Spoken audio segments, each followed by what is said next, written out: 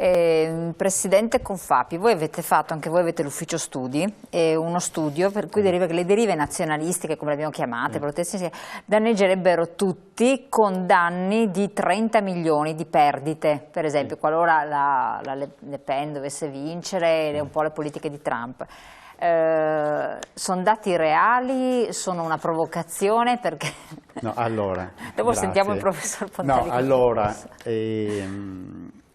noi abbiamo un centro studi che ovviamente non raccoglie i dati perché sennò saremmo dei fenomeni. Prendiamo i dati che vengono messi a disposizione, come quello che le abbiamo mandato oggi, da studi che sono disponibili a tutti e sì, quindi fatti da Unioncamere o dalla Regione o dallo Stato o da quello che è, e poi li interpoliamo. Noi abbiamo fatto una valutazione per quanto riguarda l'eventuale mantenimento delle promesse minacce, tra parentesi le abbiamo chiamate, di ciò che dice Trump e di ciò che dice la Le Pen.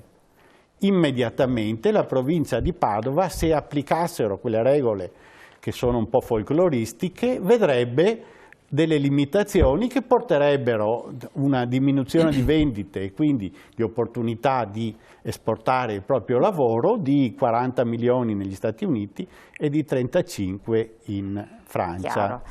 Tra queste, e passo la palla bollente, ci sarebbe l'uscita dall'euro. La prima frase, no, che sostiene sì, appunto la Le Pen. Prego. No, sì, ecco, questa è un'altra delle sciocchezze.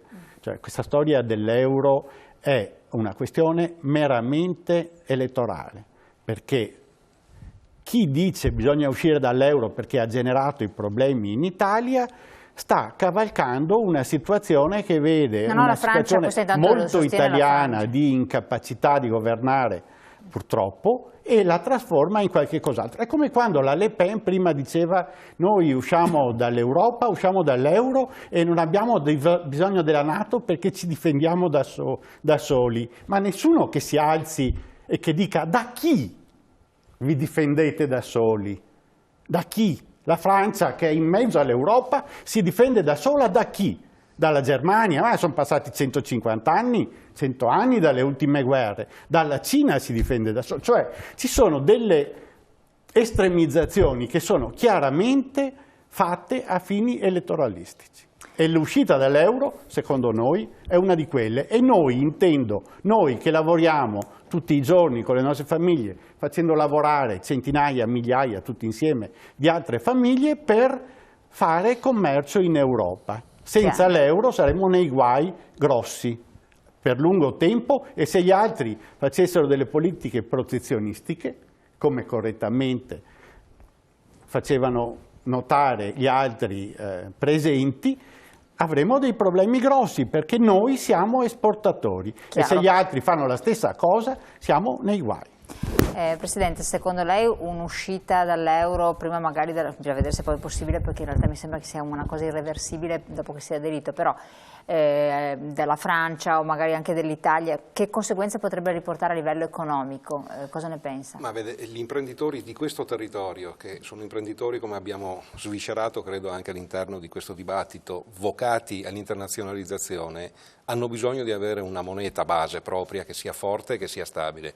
Io mi ricordo negli anni in cui avevamo la lira e c'era il marco, e il marco faceva da moneta di riferimento per l'Europa. E c'era questo marco che oscillava dalle 800 lire alle 1400 lire. Io mi ricordo che gli imprenditori impazzivano in quel periodo. Quando ero bambino io era 50 lire il marco, me lo ricordo perché guardavo i prezzi dei giocattoli, io sono piuttosto vecchio per cui, ma me lo ricordo, quei 50 lire valeva il marco. E perché impazzivano? Perché nel momento in cui dovevano fare un preventivo per portarsi a casa una commessa, fare un contratto, non avevano una certezza della stabilità del cambio. Certo. Allora, in commesse che durano 6 mesi, dal momento in cui si progetta il lavoro a quando si consegna e poi quando verrà pagato, c'è bisogno di stabilità. Una moneta europea ci ha portato fuori da quelle secche derivanti da queste oscillazioni monetarie quotidiane, ci hanno dato una stabilità e una certezza almeno nella programmazione di quelli che sono i flussi economici all'interno di quel singolo contratto e fare una buona valutazione anche di quella che è l'aspetto di ingegneria finanziaria all'interno di ogni singolo contratto, per cui noi abbiamo bisogno di una moneta che sia stabile. Chiaro. Presidente Bitonci. Ma il Presidente mi mette un po' in imbarazzo. Ma perché in questa veste è Presidente della Liga Veneta, non è addetto a caso. Poi in Italia è una barzelletta, ma se tu sei in una piazza e gridi Presidente si girano tutti, quindi ecco, ma sa perché gliel'ho detto? Perché se le dico come commercialista lei mi fa una valutazione, io questa volta la dico come esponente della rete. No, è una barzelletta, ma purtroppo è la realtà. Bisogna ridurre i ruoli così esatto, almeno sono d'accordo, io credo fortemente negli Stati Uniti d'Europa e non sono in controtendenza con quello che dice il mio movimento. E l'esempio dovrebbe essere gli Stati Uniti d'America. È che si è fatto il contrario, si è fatta la moneta prima di fare gli Stati Uniti d'Europa, e gli Stati Uniti d'Europa dovrebbero essere federali come gli Stati Uniti d'America, cioè che ogni poi Stato abbia ci sia un proprio un federalismo che dia una certa autonomia anche di carattere locale. Ovviamente questa è una strada politica che deve essere presa da tutti quanti gli stati sovrani, ed è completamente diverso dal tema della moneta, su cui io purtroppo devo dire non concordo parzialmente, perché se la Germania sta cominciando a discutere in maniera abbastanza chiara di una moneta a due velocità, vuol dire che il tema è molto più complesso della banalizzazione che dobbiamo stare tutti quanti con un'unica moneta in Europa, e magari anche tutti i paesi emergenti che hanno un'economia che non ha niente a che fare con quella dell'Italia, della Germania e della Francia. Ecco, questa è la realtà. Quindi io sono perché il modello, e se lo dicono proprio in questi mesi, è ritornato una proposta che fu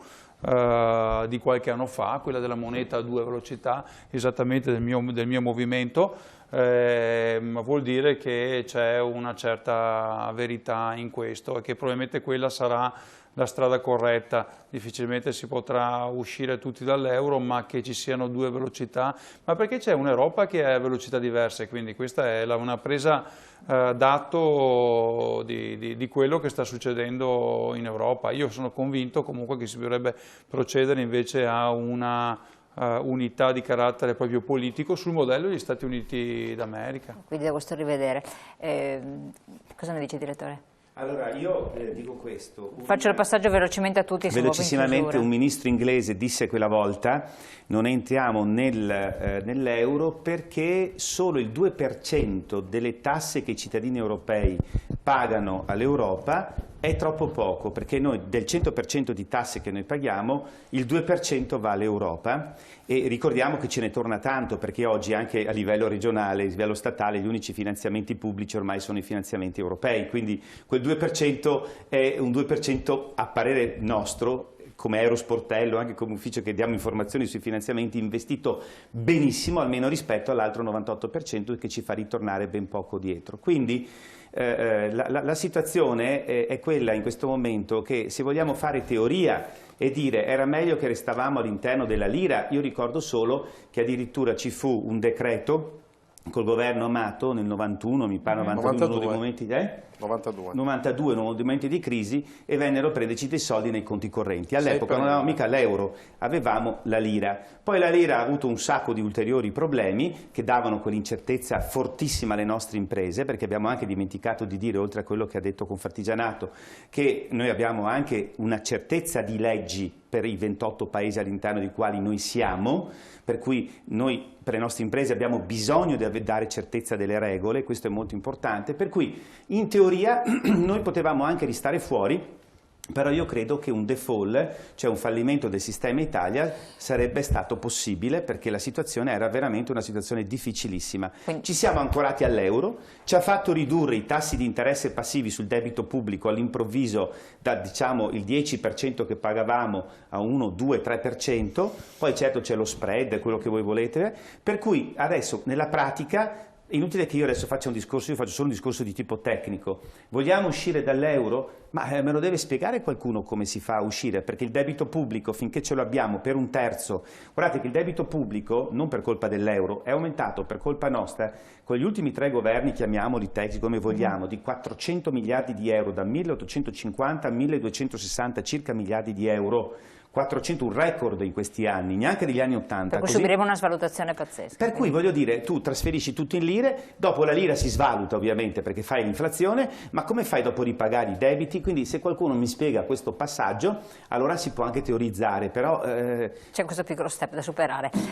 Chiaro, velocissimo anche lei, Zara? Anche un potenziale danno collaterale importante, che il debito del nostro paese impancia alle più grandi banche che ancora sono in piedi nel nostro paese, alle più grandi assicurazioni. Quindi una sua svalutazione provocherebbe. Tornando al discorso di prima della territorialità, noi siamo anche un territorio a attraversare questa fase comunque generazionale ed epocale, il passaggio di modello di produzione ha anche attraversato una fase significativa di crisi del credito. Le 2 banche del territorio che si stanno in qualche modo rifondando hanno crediti, sofferenze lorde per quasi 45 miliardi. È quasi un terzo del bailout della Grecia e ancora stiamo pensando a come fare per creare di 2 soggetti a mandato un soggetto sano, perché è vero che tutto funziona, che le iniziative imprenditoriali sono belle, che c'è bisogno di maggior collegamento fra università e imprese, ma c'è anche bisogno del solito motore oliato e credito che fino adesso non c'è stato. Solo una cosa velocissima, un euro a 2 velocità secondo lei finanza permettendo Ma non so come potrebbe funzionare, anche se comunque ce la stanno mettendo lì davanti. Quindi va tutto da valutare. È da complicato, cioè è complicato, devono spiegare come far andare la cosa però. Perché... E non è detto che noi siamo nella prima velocità poi. No, ma noi siamo nella seconda. Noi siamo sicuramente nella seconda. Professor Fontani, il discorso è l'euro a 2 velocità è una proposta che viene fatta da 2 posizioni opposte, tutte quante che vedono le 2 velocità. Allora la Germania chiede 2 velocità perché si è stufata di vedere un'Italia che ogni anno fa 57 miliardi di nuovo debito a fronte di un aumento della spesa pubblica e un aumento delle tasse. Di conseguenza io che sono ricco Germania mi sono stufato di tu che sciali senza produrre niente. L'anno scorso il professor Zingales invece propose anche lui l'euro a 2 velocità e diceva che questo aumenterebbe le esportazioni. Paradossalmente, come diceva giustamente il dottor Bellati, siccome il debito non è un'entità ferma, noi ogni 15 giorni andiamo a Francoforte a rinnovare i titoli del debito. Nel momento in cui noi ci trovassimo a rinnovarlo con l'euro debole, non dico la lira sarebbe un disastro, con l'euro debole, i nostri interlocutori finanziari direbbero va bene, guarda, tu sei l'euro debole, mi devi pagare il costo, lo spread, mi devi pagare il rischio palese, mi devi pagare il rischio che non hai instabilità politica più il costo del fatto che non cresce economicamente. Ci ammazzano praticamente. Esattamente. Chiaro, detto in sintesi estrema, ai noi. Allora, siamo giunti al termine. Io vi ringrazio di essere stati qui con noi, ringrazio i nostri telespettatori di averci seguito, abbiamo terminato, il tempo è letteralmente volato. In chiusura lancio l'intervista che abbiamo fatto a Ferruccio De Bortoli, che è presidente anche di una casa editrice, famoso editorialista e direttore di testate giornalistiche, relativamente al discorso della globalizzazione. La seguiamo insieme e poi andiamo al quinto piano. Buona serata, arrivederci, grazie. Secondo lei è messa in discussione seriamente la globalizzazione in questo momento e quindi le spinte identitarie che possibilità hanno di affermarsi? Adesso c'è un ripensamento sulla globalizzazione che non comincia con l'elezione di Trump, ma è un malessere molto diffuso per l'indebolimento delle classi medie in tutto l'Occidente. Però non bisogna dimenticare che la globalizzazione ha strappato dall'indigenza 1,5 miliardi di persone. Certo va un po' ripensata tenendo conto che i protagonisti della globalizzazione sono anche stati non democratici che fanno una concorrenza a volte sleale senza magari rispettare, anzi sicuramente senza rispettare alcuni aspetti legati per esempio all'ambiente. Stiamo passando da un sistema multilaterale nei rapporti commerciali a un sistema bilaterale. Forse abbiamo esagerato da una parte con le aperture, non dobbiamo esagerare adesso con le chiusure e ricordarci che il nostro Paese vive sulla globalizzazione, è stato protagonista anche nella storia della globalizzazione. Noi esportiamo e quindi abbiamo bisogno di essere sui mercati stranieri ma abbiamo bisogno anche di rassicurare i nostri cittadini che la globalizzazione non è una concorrenza sleale. E l'Europa invece in questo momento come la vede? Come si sta collocando e comportando? È messa in discussione dalle spinte autonomiste? Sono domande complesse che richiederebbero un approfondimento ulteriore. L'Europa deve ritrovare la propria anima, la propria identità, che è anche uno dei titoli del convegno di questa sera. Deve passare, diciamo, a più velocità, perché 28 insieme non sta, certamente è un amalgama mal riuscito, e deve ritrovare un po' più di fiducia in se stessa, insomma, ed essere la risposta ai problemi dei cittadini, non un incubo o neanche un alibi, perché si attribuisce all'Europa anche delle colpe che effettivamente l'Europa non ha.